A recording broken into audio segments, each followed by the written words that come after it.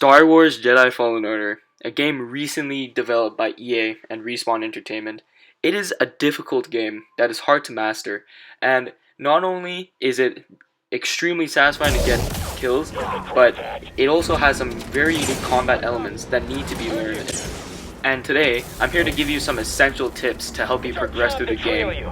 Especially if you're playing on Jedi Grandmaster or Jedi Master, you'll find combat to be a real pain in the ass. But before I get into specifics, I want to get into the most essential part of what combat is in Jedi Fallen Order. First of all, it is your block meter and your force meter that you can see below. Now, when you're trying to block attacks, your block meter will go down at a significant rate if you're not parrying. But as you can see here, I did get a parry off, and your opponent also has a block meter of their own. So you also have to be careful that they cannot parry you back when you're trying to find an opening.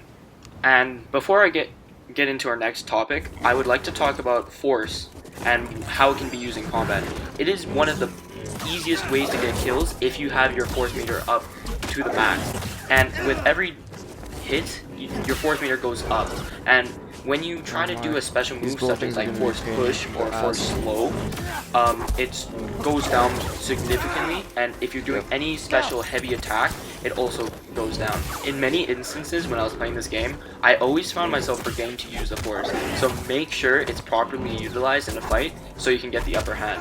And once again, especially if you're on Jedi Master or Jedi Grandmaster, it is crucial to have these aspects of your combat mixed in with every single fight, and especially with mini bosses such as Oggo Bogno on Bogano, you need to be quick on your feet and know how to parry and use the force to properly heal and recover from any attack. I found it really helpful to always freeze your enemies when you're trying to go for a Stimpack heal, which is unlocked after Bogano with a BD1, and it just helped me properly reorient myself into a fight so I can get back into the fray and try to get those juicy hits for a kill.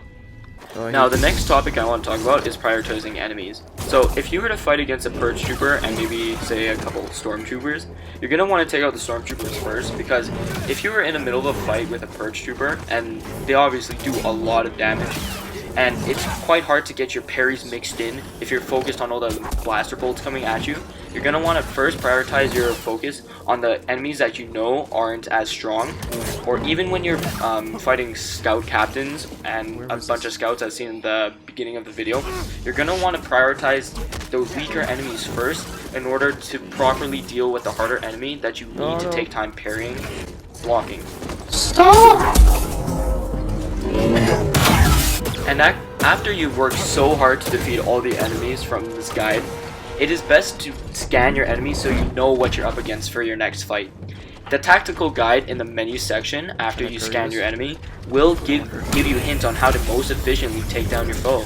And it really helped me out when I'm fighting the rats that were scattering all of Bogano. It's hard to call them rats. They're like one-eyed cyclopses, but it helped me to understand what moves they use and how to fight against it.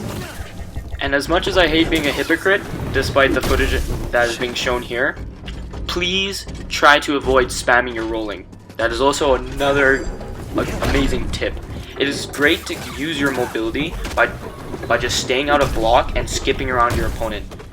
And when the time is right, you can get a freeze off or maybe deflect any projectile that they might have to get a better angle. Nice. It is very good to keep it slow and steady and not to stay in one place, or else they'll capitalize on that opportunity. It's great to keep your movement going, to catch your enemy off guard, and to possibly flank it. What I've always thought to myself is, unless it's a big and forceful attack, such as the unblockables, that's when you should be using your roll to get out of the way, as shown right there. But if it's just a normal attack, you can just press circle or B once to skip out of the way, maybe get a kick, which will increase your force meter, and to go for a bigger combo that does more damage. When I first got this game, I thought I could just brute force my way through parrying, so it'd be really easy to get off. But much like God of War is, you have to perfectly time your L1 or left button for Xbox players. I don't even know why you have an Xbox. You have to time it at the perfect time in order to get that perfect parry satisfaction. So, when you're up against a group of enemies, it's good to keep your cool and to keep your distance and let them fight you first. If you're ready for the parry and looking at their movements, or if you fought them before, you can get the easy parry off and to do a lot of damage and break their block. But against enemies that have a pretty big block meter, you're gonna have to take your time and to whittle down their block meter with gradual hits. And with that, that brings an end to my combat guide, and I please hope that you enjoyed this video. And if you want me to bring you with more tutorials like this, I can definitely do that. And I am very excited for the near future, uploading almost every day, and I hope you enjoyed this YouTube video.